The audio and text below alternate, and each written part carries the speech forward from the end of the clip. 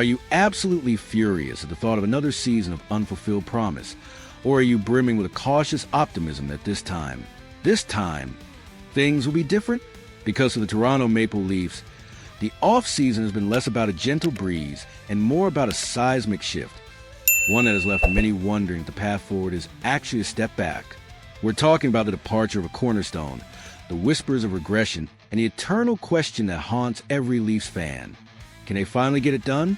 Let's dissect the future of hockey's most scrutinized franchise.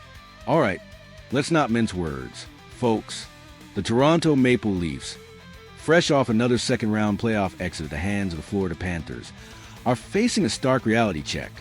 After winning the Atlantic Division last year, the consensus among many analysts is that this season, the Leafs are poised to take a significant step back. And the elephant in the room, the gaping hole in their lineup, is none other than Mitch Marner. Marner, who led the team in points last season, is gone, having departed for the bright lights of the Vegas Golden Knights. This isn't just a roster change. It's a fundamental shift in the very identity of this team. When you lose a player of Marner's caliber, a dynamic winger who consistently put up elite offensive numbers and was a key part of their core you don't just replace him. You try to mitigate the damage, to reconfigure. And that's precisely the sentiment echoed by NHL analyst Sarah Sivan of Bleacher Report, who didn't pull any punches. Sivan wrote, and I quote, "The Leafs are returning an improved roster on paper after losing Marner to the Golden Knights and failing to replace his point production on a sparse free agency market." That a brutal assessment. But it's one that resonates with the cold, hard facts of the offseason. The free agency market simply didn't offer a like-for-like replacement, and General Manager Brad Treliving himself admitted as much. When a player of Mitch's magnitude moves away, that's never a fun day. Treliving stated, acknowledging the void.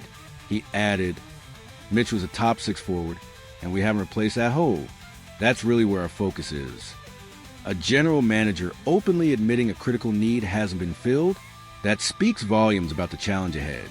The odds makers at DraftKings seem to agree with Sivan's assessment, at least in terms of divisional dominance. Toronto currently holds the third best odds of winning the Atlantic Division, trailing behind the formidable Panthers and the ever-dangerous Tampa Bay Lightning. That's a drop from their division-winning performance last year. However, it's not all doom and gloom. The Maple Leafs still have odds of minus 380 to make the playoffs, which translates to a robust 79.2% chance. So, while Sivan expects them to fall short of a division title and a deep playoff run, the expectation is still that they'll be in the postseason mix. But for a franchise that measures success by Stanley Cups, merely making the playoffs isn't enough. The question isn't if they'll make it, but how far they can go without their offensive dynamo. This season feels like a crucial test of their adaptability, a proving ground for a new identity. So, what about the ultimate prize, the holy grail of hockey, the Stanley Cup? If the divisional outlook is a bit murky, the Cup odds offer an even starker picture. Toronto enters the season with the ninth best odds of winning the Stanley Cup, priced at plus 2,200. They're just behind the New Jersey Devils and narrowly ahead of the Los Angeles Kings. Now, compare that to last season, when the Maple Leafs were tied for the fourth best odds at plus 1,300. That, my friends, is a steep decline, a clear indication that the league and the odds makers perceive a significant power shift. But it's not as if the Maple Leafs sat idly by. General Manager Brad Treliving, recognizing the need for a different kind of team, focused on adding depth and making the Leafs a harder team to play against. They brought in players like Matthias Maselli, Nick Roy, Dakota Joshua, and Michael Pezzetta. These aren't headline-grabbing offensive superstars, but they are gritty, defensively responsible players who can add a much-needed physical edge in bottom six scoring. This strategy suggests a pivot from pure offensive firepower to a more balanced, tougher-to-beat roster.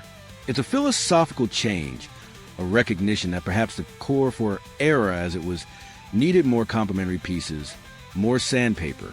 Interestingly, despite her prediction of a step back in terms of immediate success, that same analyst, Sarah Sivan, still ranks the Maple Leafs as the ninth best team in the NHL in her top 10 Cup contenders list. This seemingly contradictory stance highlights the complex nature of the Leafs situation. Sivan believes the roster is still fundamentally good, even without Marner. Her deeper analysis delves into the intangible factors that have plagued this team for years. She wrote, "The failures of the Toronto Maple Leafs are about much more than just on-ice stats and happenings. They're about the pressure of the market. The core four's offense drying up when the postseason rolls around, and the lack of that intangible oomph they are desperately searching for in this era." This is where the conversation gets really fascinating, isn't it? It's not just about losing a 100-point player.